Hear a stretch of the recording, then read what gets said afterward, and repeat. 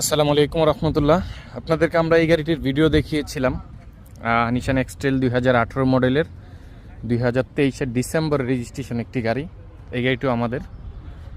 তো এই গাড়িটি আমাদের সেল হয়ে গেল এবং এই গাড়িটা আজকে মালিকানা পরিবর্তনের জন্য আমরা বিআরটিতে আসছি ইভেন্ট, এবং এর সাথে আমরা গাড়ির আগের মালিক যে গাড়িটি যেখান থেকে পারচেজ করছে কেকে অটোমোবাইলস, কেকে অটোমোবাইলসের যা কিছু ছিল, ক্রয় রসিদ এবং ডকুমেন্টারি যা কিছুই ছিল, আমরা সব গাড়ির সাথে আমরা এই যে আমাদের কাস্টমারকে আমরা দিয়ে দিচ্ছি। অ্যাকচুয়ালি এই গাড়ির দুইটা রিমোট দুটোটাই কাস্টমারকে দিয়ে দিতেছি আমরা।